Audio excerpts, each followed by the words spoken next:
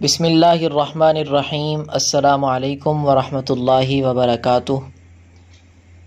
میرے محترم عزیز دوستوں، بزرگوں، بھائیوں اور میرے محترم سامعین، آج کی میری اس گفتگو کا عنوان ہے عقیدہ ختم نبوت۔ عقیدہ ختم نبوت پر آج چند منٹ کی گفتگو کرنا چاہتا ہوں۔ سب سے پہلی بات، عقیدہ ختم نبوت کی حقیقت کیا ہے؟ تو میرے محترم سامعین، اللہ تعالیٰ نے لوگوں کی ہدایت کے لیے 1,00,000 سے زائد حضرات انبیاء کرام علیہم السلام بھیجے ہیں، اور یہ سلسلہ حضرت آدم علیہ السلام سے شروع ہوا کہ وہ سب سے پہلے نبی تھے، اور نبوت کا یہ سلسلہ ہمارے پیارے آقا حضرت محمد مصطفیٰ صلی اللہ علیہ وسلم پر آ کر ختم ہوا کہ اللہ نے ان کو آخری نبی بنا کر بھیجا۔ ان کے بعد کسی بھی قسم کا کوئی نیا نبی نہیں آئے گا۔ یہ عقیدہ ختم نبوت ہے۔ ایک بات یاد رکھی جائے اور اچھے سے ذہن نشین کر لی جائے کہ قیامت کے قریب حضرت عیسیٰ علیہ السلام آسمان سے نازل ہوں گے، لیکن چونکہ ان کو حضور اقدس خاتم الانبیاء صلی اللہ علیہ وسلم سے پہلے ہی نبوت مل چکی ہے، اس لیے وہ نئے نبی نہیں ہوں گے، اس لیے ان کے آنے سے عقیدہ ختم نبوت پر کوئی اثر نہیں پڑتا۔ یہ بات اچھے سے ذہن نشین ہر مومن کے، ہر مسلمان کے ہونی چاہیے۔ اور دوسری بات یہ کہ عقیدہ ختم نبوت پر ایمان لانا فرض ہے، اور اس کا انکار کرنا یا اس میں شک کرنا یہ کفر ہے۔ حتیٰ کہ حضرت محمد مصطفیٰ صلی اللہ علیہ وسلم کے بعد کوئی شخص کسی جھوٹے مدعی نبوت سے دلیل یا معجزے کا مطالبہ کرے تو وہ شخص بھی دائرہ اسلام سے خارج ہو جائے گا۔ کیوں؟ اس لیے کہ یہ مطالبہ عقیدہ ختم نبوت میں شک کے مترادف ہے۔ آپ کا اس مدعی نبوت سے مطالبہ کرنا اس بات کی دلیل ہے کہ آپ خود بھی شک میں ہیں۔ اس لیے اگر کسی جھوٹے مدعی نبوت سے دلیل یا معجزے کا مطالبہ کیا تو یہ مطالبہ کرنے والا شخص دائرہ اسلام سے خارج ہو جائے گا، جبکہ دیگر ایمانیات اور ضروریات دین کی طرح اس عقیدے میں بھی شک کرنا کفر ہے۔ اور تیسری بات یہ ہے کہ ختم نبوت کی خصوصیت کیا ہے اور اس کے اعزاز کیا ہیں۔ حضور اقدس صلی اللہ علیہ وسلم کو اللہ تعالیٰ نے جن اعلیٰ خصوصیات اور کمالات سے نوازا تھا، ان میں سے ایک بہت بڑی خوبی، ایک بہت بڑی خصوصیت اور کمال یہ عنایت فرمایا کہ آپ صلی اللہ علیہ وسلم کو ختم نبوت کا اعزاز بخشتے ہوئے خاتم النبیین بنایا، کہ آپ صلی اللہ علیہ وسلم کو اپنا آخری نبی بنایا اور نبوت کا سلسلہ آپ صلی اللہ علیہ وسلم پر ختم فرما دیا۔ اس ختم نبوت کی بدولت حضور صلی اللہ علیہ وسلم کو جو فضائل، جو کمالات اور برکات عطا کی گئیں وہ شمار میں نہیں آ سکتیں، بے شمار اللہ تعالیٰ نے عطا کی۔ اور چوتھی بات یہ ہے کہ عقیدہ ختم نبوت کی اہمیت۔ تو میرے محترم سامعین، عقیدہ ختم نبوت کی اہمیت کا اندازہ اس بات سے لگایا جا سکتا ہے کہ یہ عقیدہ قرآن کریم کی تقریباً 100 آیات سے ثابت ہے۔ اس کے علاوہ یہ عقیدہ 200 احادیث مبارکہ سے ثابت ہے، اور پھر امت کا سب سے پہلا اجماع اسی عقیدے پر منعقد ہوا۔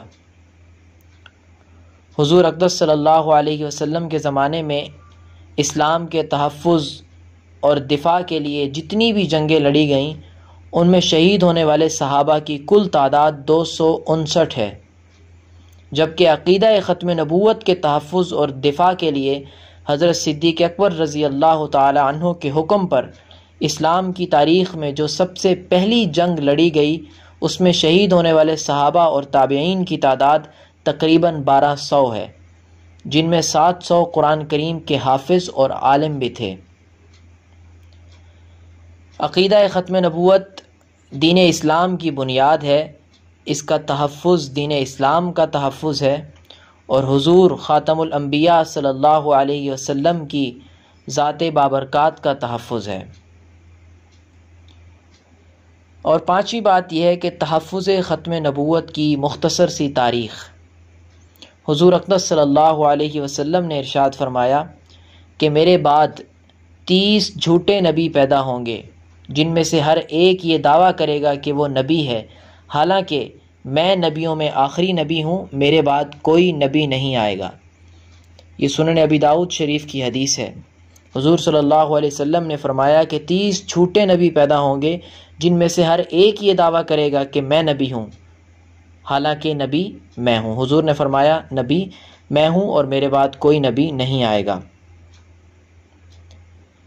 اور پہلے یہ بات گزر چکی کہ عقیدہ ختم نبوت دین اسلام کی بنیاد ہے، اس کا تحفظ دین اسلام کا تحفظ ہے اور حضور صلی اللہ علیہ وسلم کی ذات بابرکات کا تحفظ ہے۔ تو جب حضور اقدس صلی اللہ علیہ وسلم کی حیات مبارکہ میں مسیلمہ کذاب نامی ایک شخص تھا، اس نے جب نبوت کا جھوٹا دعویٰ کیا تو اس سنگین فتنے کی سرکوبی کے لیے حضور اقدس صلی اللہ علیہ وسلم نے لشکر روانہ کرنا چاہا، لیکن اسی دوران حضور اقدس صلی اللہ علیہ وسلم کا وصال ہو گیا، جس کی وجہ سے وہ لشکر روانہ نہ ہو سکا۔ پھر حضور اقدس صلی اللہ علیہ وسلم کے وصال کے بعد منکرین ختم نبوت کے خلاف حضرت صدیق اکبر رضی اللہ تعالی عنہ کے حکم پر ایک تاریخی جنگ لڑی گئی۔ مسیلمہ کذاب کے علاوہ بھی امت میں بہت سے نبوت کے جھوٹے دعوے دار پیدا ہوئے، جیسے طلحہ اسدی اور اسود عنسی وغیرہ، جن کی سرکوبی کے لیے کوششیں ہوتی چلی گئیں، یہاں تک کہ انگریزی استعمار کے دور میں انہی کے ایک خود کاشتہ پودے مرزا غلام احمد قادیانی نے نبوت کا جھوٹا دعویٰ کیا، جن کا سنگین ترین فتنہ آج بھی اپنی شاخیں پھیلا رہا ہے اور جڑیں مضبوط کر رہا ہے، اور اپنے مکر و فریب سے مسلمانوں کو ایمان سے محروم کرنے، بلکہ یوں کہیے کہ حضور اقدس صلی اللہ علیہ وسلم حضرت محمد صلی اللہ علیہ وسلم سے ان کا رشتہ ختم کر کے مرزا قادیانی جیسے ناپاک ملعون وجود سے جوڑنے کی بھرپور کوشش کر رہا ہے، اور اس کے لیے وہ تمام ہتھ کنڈے استعمال کر رہا ہے جن سے ان کے ناپاک مقاصد کسی بھی صورت میں پورے ہوتے ہوں۔ تو حضرات اہل علم نے روز اول ہی سے مرزا غلام قادیانی اور ان کے پیروکاروں کی حقیقت واضح کر کے ان پر کفر کے فتوے لگا کر اس ایمان لیوا فتنے کی سرکوبی کی کوششیں فرمائیں۔ البتہ قانونی سطح پر اس فتنے کی سرکوبی اور تکفیر کا آغاز وہ مقدمہ بہاولپور سے ہوا کہ طویل بحث اور تمہیز کے بعد عدالت نے ان کے اسلام سے خارج ہونے کا فیصلہ سنایا۔ پھر پاکستان میں سن 1953 میں تحریک ختم نبوت چلی، جس میں ہزاروں عاشقان رسول صلی اللہ علیہ وسلم نے ختم نبوت کے تحفظ اور قادیانیت کی سرکوبی کے لیے قیمتی جانوں کی قربانی دی۔ پھر سن 1974 کی تحریک چلی، جس میں بالآخر انہیں قانونی سطح پر بھی کافر قرار دے دیا گیا۔ اور چھٹی بات جو آج کی گفتگو میں عرض کرنا چاہتا ہوں، قادیانیت کیا ہے اور مرزا قادیانی کا تعارف۔ قادیانیت مرزا غلام قادیانی کی طرف منسوب ہے کہ قادیانی اس کو اپنا نبی مانتے ہیں۔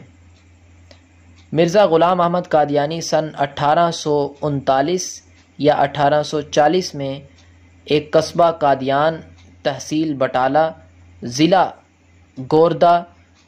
گوردسپور، پنجاب میں پیدا ہوا۔ ابتدا میں یہ ہندوؤں اور عیسائیوں کے ساتھ مناظروں کے ذریعے لوگوں کو اپنی طرف راغب کرتا رہا اور مناظر اسلام کے طور پر کچھ شہرت پائی اس نے۔ پھر اپنی حقیقت ظاہر کرتے ہوئے مرزا نے آہستہ آہستہ چند گمراہ کن سنگین دعوے کیے۔ چنانچہ 1880 میں ملہم من اللہ ہونے کا دعویٰ کیا کہ مجھے اللہ کی طرف سے الہام ہوتا ہے اور ہدایات ملتی ہیں، نعوذ باللہ۔ 1882 میں مجدد ہونے کا دعویٰ کیا۔ 1891 میں مسیح موعود ہونے کا دعویٰ کیا، یعنی کہ جن عیسیٰ علیہ السلام نے آنا تھا وہ میں ہی ہوں۔